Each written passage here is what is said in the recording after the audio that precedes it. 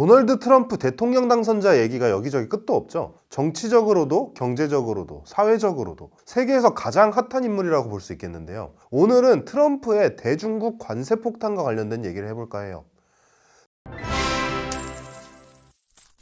트럼프 당선자는 중국에 최대 60%의 관세를 물리겠다고 하고 있죠. 최근 트럼프 당선인이 상무장관에 하워드 러트닉 전 켄터 피츠제럴드 최고경영자를 지명했는데요. 이 사람이 무슨 말을 했는지 아세요? 관세는 대통령이 사용할 수 있는 가장 놀라운 도구다. 우리나라 경제는 미국과 중국의 관세 전쟁에 진짜 민감해요. 수출 의존 경제. 사실 저는 좀 더 격하게 얘기해도 될 것 같아요. 수출 몰빵 경제. 이러다 보니 당연히 미국과 중국 사이에 관세 전쟁이 재발하면 우리나라 경제 역시 커다란 영향을 받을 수밖에 없습니다. 그렇다면 미국이 중국에 관세 폭탄을 던지면 우리나라 기업들에게는 유리할까요, 불리할까요? 단순하게 생각하면 유리할 것 같죠? 관세 폭탄으로 중국의 대미 수출이 줄어들면 아무래도 미국이 중국과 경쟁하던 우리나라 물건을 더 많이 사갈 거 아니에요. 그런데 재미있게도 많은 전문가들은 트럼프의 대중국 강경책이 우리나라 기업들에게 위기가 될 수 있다, 이렇게 경고하고 있습니다. 이 지점을 살펴보기 위해서는 우리나라의 대중국 수출과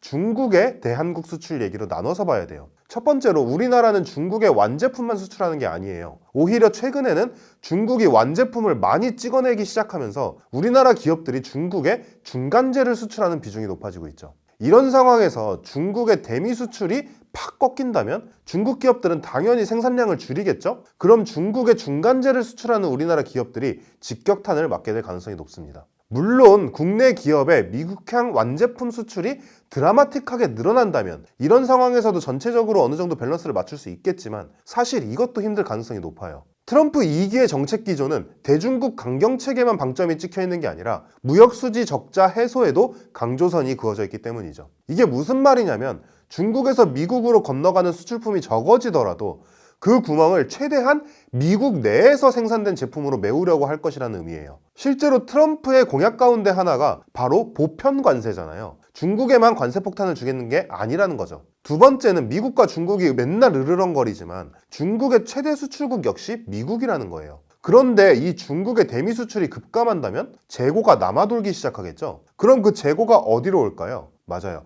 우리나라를 비롯한 다른 나라로 쏟아질 거예요. 아무리 우리나라가 수출 몰빵 국가라고 해도 당연히 내수는 경제를 돌아가게 하는 근본이잖아요. 그런데 중국의 저가 물품, 그것도 상당히 퀄리티가 올라간 저가 물품들이 국내로 막 쏟아져 들어온다면 그야말로 내수가 박살날 가능성도 배제할 수 없겠죠. 내수 기업들은 울며 겨자 먹기로 출혈 경쟁에 들어가게 되고 한국 경제에는 커다란 위기가 찾아올 수도 있다는 얘기예요. 물론 이는 전부 예측일 뿐입니다. 오히려 우리나라 기업들에게 기회가 될 것이라고 주장하는 전문가들도 많아요. 특히 배터리, 전기차, 디스플레이 같은 우리나라와 중국이 직접적으로 경쟁하고 있는 분야는 미중 무역 분쟁에 수혜를 볼 것이라는 의견도 상당하죠. 그런데 트럼프는 역시 불안해요. 제발 불안한 트럼프 2기 때도 우리나라는 안정적인 경제 성장을 이어갔으면 좋겠습니다.